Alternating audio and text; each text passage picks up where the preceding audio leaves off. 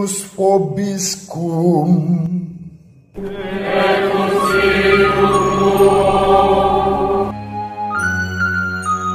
Sahabat peradaban kasih ekologis yang terkasih, selamat berjumpa dalam renungan harian bersama saya Romo Alois Budi Purnomo PR melalui channel ini. Semoga panjenengan selalu sehat, tetap semangat tanpa sambat, dan selalu bahagia. Kebahagiaan yang bersumber dari Tuhan Allah kita.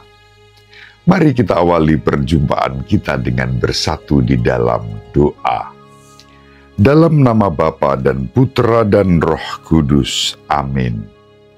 Allah Bapa yang Maha Pengasih dan Penyayang, kami bersyukur kepadamu. Engkau menganugerahkan putramu yang menjadi manusia dalam diri Yesus Kristus, Juru Selamat semua orang yang selalu datang untuk menyelamatkan jiwa-jiwa. Semoga kami belajar daripadanya, memiliki kepedulian terhadap sesama, terutama yang membutuhkan pertolongan kami. Doa-doa perhatian untuk mereka menjadi salah satu ungkapan bela rasa. Semoga kami dapat mewujudkan semangat itu dalam kehidupan kami sehari-hari, dalam kesederhanaan, keramah tamahan satu terhadap yang lain, terutama dalam membangun semangat persaudaraan dalam kerukunan dan keharmonisan di tengah perbedaan dan keberagaman, agar namamu dipuji dan dimuliakan sepanjang segala masa. Amin. Dalam nama Bapa dan Putra dan Roh Kudus. Amin. Sahabat peradaban kasih ekologis yang terkasih, kita akan membaca bacaan-bacaan yang diwartakan kepada kita pada hari ini.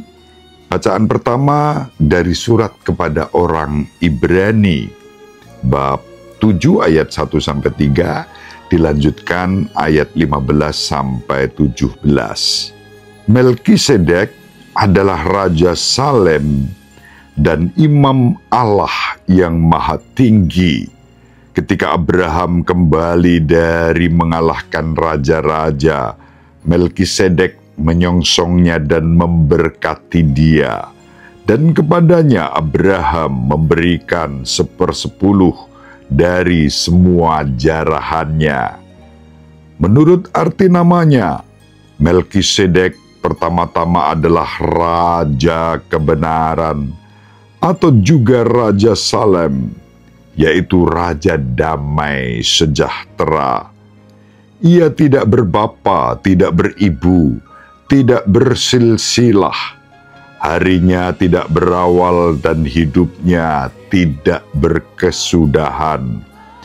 Dan karena dijadikan sama dengan anak Allah, ia menjadi imam sampai selama-lamanya. Sungguh, Yesus telah ditetapkan seorang imam menurut tata imamat Melkisedek. Artinya, menjadi imam bukan berdasarkan peraturan-peraturan manusia, tetapi berdasarkan hidup yang tidak dapat binasa. Sebab tentang Yesus diberi kesaksian, engkau adalah imam untuk selama-lamanya, menurut tata imamat Melkisedek. Demikianlah sabda Tuhan, syukur kepada Allah. Mazmur tanggapan dengan refren, engkaulah imam untuk selama-lamanya menurut Melkisedek. Beginilah firman Tuhan kepada Tuanku, duduklah di sebelah kananku sampai musuh-musuhmu kubuat menjadi tumpuan kakimu. Tongkat kuasamu akan diulurkan Tuhan dari Sion. Berkuasalah engkau di antara musuhmu. Engkau meraja di atas gunung yang suci, sejak hari kelahiranmu, sejak fajar masa mudamu. Tuhan telah bersumpah dan tidak akan menyesal. Engkau adalah imam untuk selama-lamanya menurut Melkisedek. Kemuliaan kepada Bapa dan Putra dan Roh Kudus, seperti pada permulaan, sekarang, selalu, dan sepanjang segala abad. Amin. Engkaulah imam untuk selama-lamanya menurut Melkisedek. Sahabat peradaban kasih ekologis yang terkasih, kita baca Injil Markus bab 3 ayat 1-6. Pada suatu hari Sabat, Yesus masuk ke rumah ibadat. Di situ ada seorang yang mati sebelah tangannya. Orang-orang Farisi mengamat-amati Yesus kalau ia menyembuhkan orang itu pada hari Sabat, supaya mereka dapat mempersalahkan dia. Kata Yesus kepada orang yang mati sebelah tangannya itu, "Mari, berdirilah di tengah." Kemudian Yesus berkata kepada mereka, "Manakah yang diperbolehkan pada hari Sabat? Berbuat baik atau berbuat jahat? Menyelamatkan nyawa orang atau membunuh orang?" Tetapi mereka itu diam saja. Yesus jengkel karena kedegilan mereka. Dan dengan marah ia memandang sekeliling, lalu berkata kepada orang tadi, "Ulurkanlah tanganmu." Ia pun mengulurkan tangannya, maka sembuhlah seketika. Lalu keluarlah orang-orang Farisi dan segera bersekongkol dengan orang-orang Herodian untuk membunuh Yesus. Demikianlah sabda Tuhan. Terpujilah Kristus. Sahabat peradaban kasih ekologis yang terkasih, kemarin kita membaca orang-orang Farisi mengamat-amati dan kemudian mempersalahkan murid-murid Yesus yang memetik gandum, menggisarnya, dan kemudian memakannya. Kali ini yang diamat-amati bukan lagi murid-murid Yesus, tetapi Yesus sendiri. Yesus sudah mengatakan kepada orang-orang Farisi seperti yang kemarin dalam video sebelumnya kita renungkan. Yesus menyatakan anak manusia berkuasa juga atas hari Sabat. Orang-orang Farisi ini tak habis-habisnya mencari perkara. Yesus, meskipun hari Sabat, di rumah ibadat, ada orang yang lumpuh tangannya, Yesus menyembuhkan orang itu. Orang-orang Farisi sudah mencoba untuk menghalang-halangi dengan kecurigaan mereka. Dan Yesus tahu isi hati orang-orang Farisi itu, lalu Yesus dalam tanda kutip menantang mereka, mana yang diperbolehkan pada hari Sabat, menyelamatkan orang atau membunuh orang. Sahabat peradaban kasih ekologis yang terkasih, orang-orang Farisi diam 1000 bahasa dengan pertanyaan Yesus. Mereka dikuasai oleh kedegilan hati, tegar tengkuk, keras kepala. Tapi itu beda dengan dablek ya. Dablek dalam Yesus itu berbeda, artinya kita teguh, kukuh, tegar, itu dablek dalam Yesus. Tapi tegar tengkuk, keras kepala, susah dikandani. Susah diberitahu, diarahkan. Karena apa? Merasa diri benar, yang lain salah, termasuk Yesus salah. Melanggar hukum Sabat salah. Padahal Yesus bukan pertama-tama melanggar hukum Sabat, tetapi menyelamatkan orang yang lumpuh tangannya itu. Kerap kali kita dikuasai oleh sikap keras hati, tegar tengkuk, yang bebal. terhadap segala kebaikan yang sudah ditunjukkan kepada kita. Bukan karena apa-apa, karena kita merasa diri paling benar.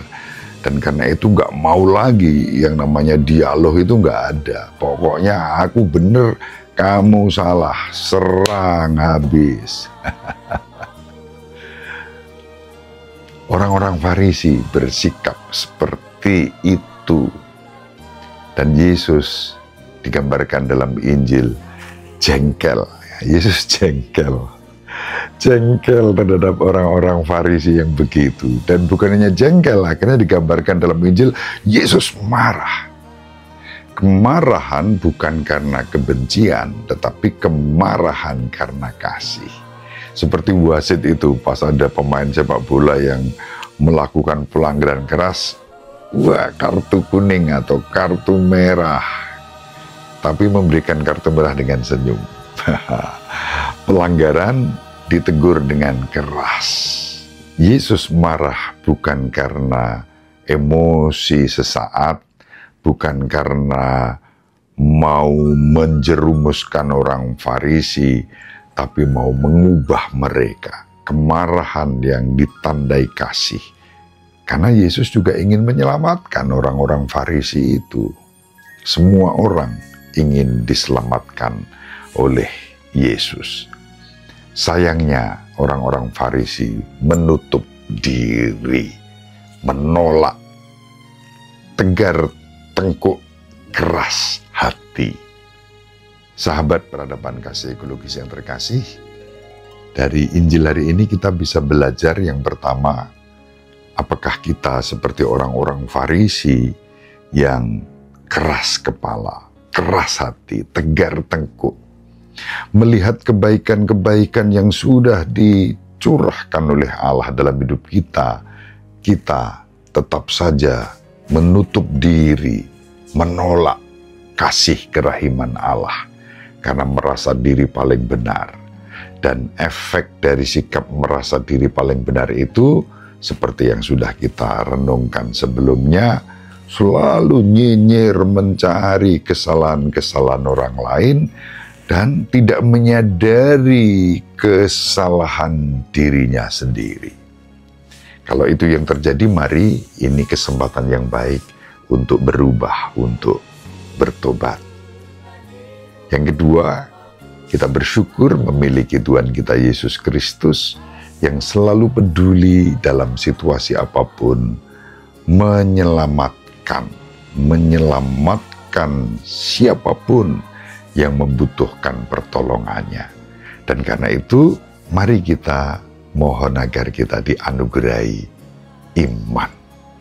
Iman dalam kerendahan hati dan penuh syukur kepada Tuhan kita, Yesus Kristus. Semoga bermanfaat. Ibu Maria dan Bapak Yosef selalu mendoakan kita. Semoga panjenengan semua sahabat peradaban kasih ekologis yang terkasih bersama seluruh anggota keluarga dimanapun berada, dibimbing, dilindungi, dan diberkati oleh Allah yang Maha Kuasa, Bapa dan Putra dan Roh Kudus. Amin. Terima kasih, salam sehat, tetap semangat tanpa sambat, selalu bahagia, kebahagiaan yang bersumber dari Tuhan Allah kita.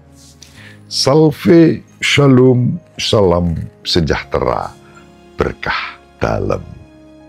Sahabat peradaban kasih yang terkasih, sampai jumpa pada episode berikutnya. Terima kasih atas kebersamaan kita. Salam peradaban kasih ekologis, berkah dalam.